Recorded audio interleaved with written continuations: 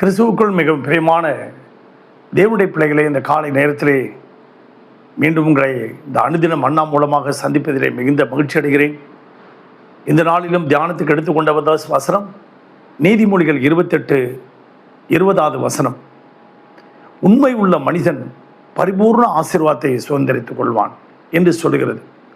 ஆம் பிரியமான தேவனுடைய பிள்ளைகளே, நமக்கு மிகவும் பிரபலமானவர் இந்திய ஜனாதிபதியாக இருந்த அப்துல் கலாம் அவர்கள் ஆட்சி பொறுப்பேற்று அரசு பொறுப்பேற்று அவர் அரண்மனைக்குள்ளே அவர் போகிறார். ஜனாதிபதி மாளிகைக்குள்ளே போகும்போது என்ட்ரன்ஸில் வழியிலே ஒரு எப்பொழுதுமே ஜனாதிபதிக்கு அந்த ஷூவுக்கு பாலிஷ் போடுகிற ஒரு மனிதன் இருந்தான். ஐயா ஐயா நில்லுங்க, உங்கள் காலுக்கு நான் பாலிஷ் போடணும் அப்படின்னா. தம்பி ஐயா எழுந்துருங்க, நீங்கள் எழுந்துரு, போங்க, போய் உங்கள் வேறு வேலை போய் பாருங்கள் அப்படின்ட்டார். அவன் ஓன்னு அழுதானா, ஐயா ஐயா ஏயா என்னை வேலை செய்ய விடாமல் பண்ணுறீங்க. அப்போ பக்கத்தில் இருந்தவங்க சொன்னாங்க, ஐயா அவனுக்கு ஒரு 4 பிள்ளைங்களிருந்து வேலையை விட்டு நிறுத்துறாதீங்க அப்படின்னு சொன்னாங்களாம். தம்பி இங்கே வா, நான் உன்னை வேலையை விட்டு நிறுத்த மாட்டேன், நீ போய் இந்த செடிகளுக்கெல்லாம் தண்ணி பாய்ச்சு போ, இந்த பூவாடியை வச்சு தண்ணி அப்படியே போடு, அந்த பூச்செடிகளுக்கெல்லாம் தண்ணி ஊற்று, அந்த வேலையை கொடுத்துட்டாராம். இனிமேல் ஷூலாம் அப்படி போடாத எனக்கு அப்படின்ட்டாராம். அரண்மனை அந்த ஜனாதிபதி மாளிகை முடிஞ்சு 5 வருடம் கழித்து அவர் திரும்பி அவர் வருகிறார். ஒரு கையில் ஒரே ஒரு சூட்கேஸோடு வருகிறார் ஜனாதிபதி. வரும்போது அந்த அந்த காலுக்கு ஷூ போடுற ஆள் எங்கப்பா அப்படின்னு கேட்டாராம். அதோ அவங்க தண்ணி ஊற்றிக்கிட்டு இருக்கிறாரு அப்படின்னாங்களாம். அவரை கூப்பிடு அப்படின்னாங்களாம். ஏதோ பனிஷ்மெண்ட் கொடுக்க போகிறாருன்னு பயந்து வந்தாராம். நீ இந்த பூவாடி வச்சிருக்கல, செடிகளுக்கு எப்படி தண்ணி அடிப்பேன்? இப்படி அடிப்பேன் சார், இப்படியே அடிப்பேன், அப்படியே என்னுடைய இந்த சூட்கேஸில் அப்படியே அடி பார்ப்போம், அடி மேலே அடி, இல்லையா உள்ளே இருக்கிற பொருள்லாம் நனைஞ்சு போயிடும், நீ அடி, உள்ளெல்லாம் ஒன்றும் இல்லை, அடி அப்படின்னாராம். அவர் சொன்னாராம், நான் உள்ளே வரும்போது ஒன்றும் கொண்டு வந்ததில்லை, இப்போ வெளியில் போகிறேன், என் சூட்கேஸில் கூட ஒரு தூசி கூட இருக்கக்கூடாது அப்படின்னு அவன்கிட்ட காமிச்சாராம்.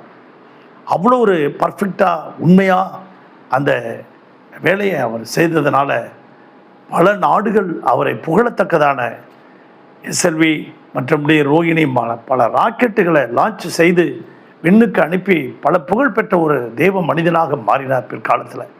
ஆப்பிரியமான தேவனுடைய பிள்ளைகளை, அப்படியாக தானியேலின் புத்தகம் 6ஆம் அதிகாரத்தில் நீங்கள் பாருங்கள், 4வது வசனம். அப்பொழுது பிரதானிகளும் தேசாதிபதிகளும் ராஜ்யத்தின் விசாரிப்பிலே தானியேலை குற்றப்படுத்தும்படி முகாந்திரம் தேடினார்கள். ஆனாலும் ஒரு முகாந்திரத்தையும் குற்றத்தையும் கண்டுபிடிக்க அவர்களால் கூடாதிருந்தது. காரணம், அவன் உண்மை உள்ளவனாய் இருந்தபடியால் அவன் மேல் சுமத்த யாதொரு குற்றமும் குறைவும் காணப்படவில்லை. கர்த்தர் அவனை நியமித்த அந்த பாபிலோன் தேசத்திலே அந்நிய தேசத்துக்கு போனாலும் தேவனுக்கு உண்மையாக இருந்தான்.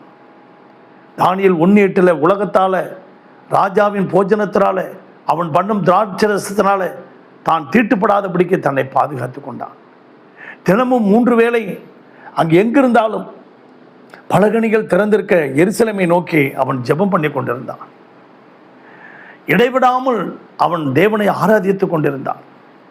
இப்படிப்பட்ட ஒரு சூழ்நிலைகளிலே 4 ராஜாக்களின் காலத்திலே அவன் பணிபுரிந்தான்.